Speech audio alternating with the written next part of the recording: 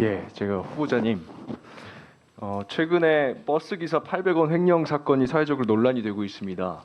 이 사건이 어떤 근거에 의해서 이렇게 판단이 되는지 간략하게 말씀 주실 수 있습니까?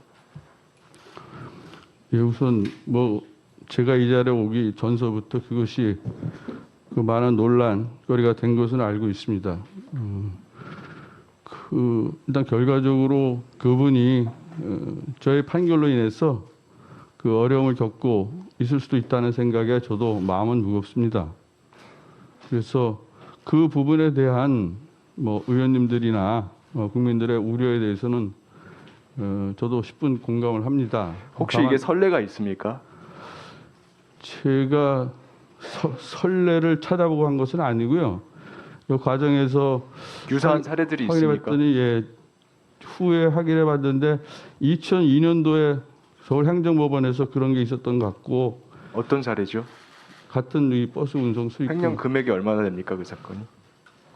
그 사건의 금액은 기억을 정확히 못하겠습니다. 그런데 2017년 정도인가 그 2,400원 이 문제된 사건이 있었던 것 같습니다. 네. 그리고 저희가 확인을 해보니까 2017년 2,400원 그 사건이 유일한 사건이고요. 그 외에는 이런 소액을 횡령한 것을 이유로 버스 기사 해임한 해고 판결을 한 사례는 없습니다. 오히려 구제한 사례들이 많고요. 2,400원 판결은 제가 봤는데 사안이 완전히 다릅니다. 2,400원 횡령했다는 게 핵심이 아니고, 그 사건은 해고된 이후에 해고당한 근로자가 1인 시위하고 인터뷰하고 하면서 회사와의 관계가 사실상 파탄난 상태였습니다. 근데 이 사건은 정반대거든요. 오히려 해고당한 버스 기사가 무릎 꿇고 빌고 차라리 형사처벌해달라고 하고, 다른 회사에 내가 취업을 못하니까 항소 취하라도 하면 취업해주겠냐 요청하고, 이런 사안이거든요. 전혀 다릅니다.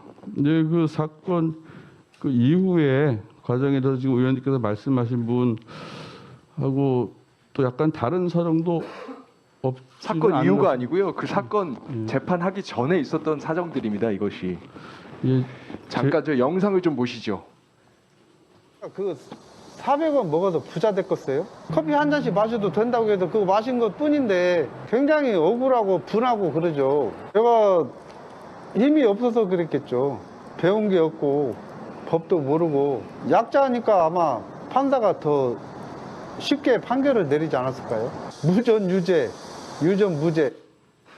저희가 저 영상에 나오지 않은 추가 영상을 가지고 있는데요. 버스 기사 이야기가 이렇습니다. 하루 벌어서 하루 먹고 사는 진짜 월급만 가지고 살아가는 사람인데 한순간에 직장을 잃어버리니까 정말 죽고 싶었다. 차라리 경찰에 고발을 해라. 그럼 내가 재판을 받겠다. 바짓가랑이라도 잡고 무릎에 꿇고 매달리고 그랬다. 이 사건으로 인해서 낙인이 찍혀서 10년 동안 직업을 못 구하고 있다. 막노동하고 쓰레기 줍고 이렇게 하면서 5가족 부양하고 있다. 아이들이 셋이 있었습니다. 혹시 알고 계십니까? 잘 모르고 있었어요. 재판 과정에서 심리는 안 하셨어요? 그 부분 기억이 좀 없습니다. 고등학생, 중학생 한 명씩 있었는데요. 가족들이 생계에 큰 타격을 입었습니다. 후보자님, 원래 재판하실 때 이런 부분들은 심리 안 하십니까? 예, 그 부분 기억은 안 납니다만 이 사건도 사실은 그 조사 과정에서 그 지금 의원님 알고 계시는 것하고 좀 다른 사정도 있는 것 같습니다. 근데 판결문에 왜 그런 내용이 전혀 없죠? 지금 후보자님께서도 대법관의 가장 중요한 자질로 균형감을 말씀하셨습니다. 이런 해고 사건에서 우리가 균형 찾아야 되겠죠. 두 가지 비교해야 될 것이 징계의 필요성, 또 한 가지는 징계로 인해서 입을 이 당사자의 불이익입니다. 그렇죠? 예. 두 가지에 대해서 충분하게 형량하셨습니까?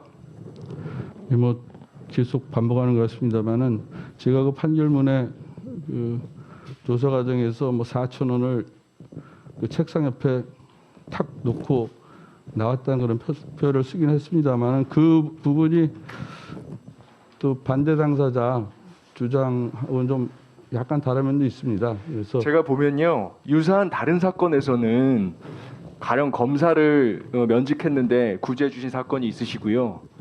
국가정보원의 고위 공직자를 구제해 주신 사건들이 있습니다. 향응받고 또 사실상 갈취한 사건들, 이런 사건들에서 구제해 주셨는데 그 사건들을 보면 그 당사자들의 속사정을 상세하게 심리를 해주셨습니다. 판결문에도 왜 이렇게 향을 받게 되는지 그 경위에 대해서 살피시고 이 면직 처분에 이래서 이 사람들이 받을 불이익에 대해서 다 설치를 하셨어요.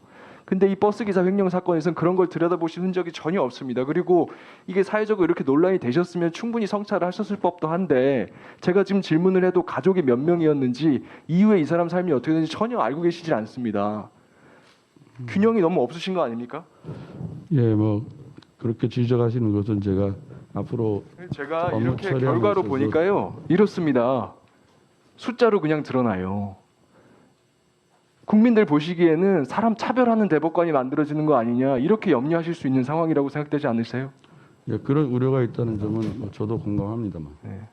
이런 부분들에 대해서 국민들께 뭐라고 말씀하시겠습니까? 예, 뭐 제가 오랫동안 재판을 하면서 그런 사건들을 포함해서 나름대로는 뭐 이것저것 가능한 범위 내에서 사정을 다 참작하려고 했으나 미처 살피지 못한 부분도 있었던 것으로 뭐 그런 것의 대표적인 사례로 이것들이 제가 굉장히 얘기되는 우려가 것 되는 같습니다. 것은요. 이상하게도 후보자님께서 항소심에서 뒤집힌 판결들이 대체로 한 방향을 띠고 있습니다. 교감을 파면한 사건을 구제해 주셨는데 항소심에서 뒤집혔고요. 대학 교수 해임당한 사건 구제해 주셨는데 항소심에 뒤집혔습니다. 거꾸로 항만의 현장 근로자들 집단 해고한 사건 해고 판결하셨는데 항소심에서 뒤집혔어요. 이렇게 오히려 사회적인 약자들을 배려하는 그런 따뜻한 시간이 필요하다 말씀은 하시지만 실제 판결은 사회적 약자들에 대해서는 별로 몰입을 안 하시고요. 고위공직자나 권력기관의 종사자들한테는 충분히 몰입하셔서 그 사람들 속사정을 살펴주시는 판결을 하고 있습니다.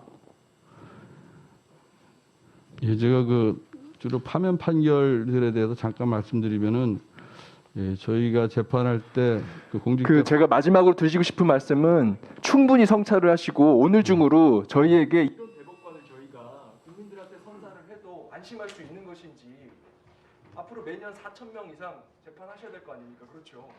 6년이면 2만 4천 명입니다. 2만 4천 명의 당사자들이 후보자님 판결을 받을 수도 있습니다.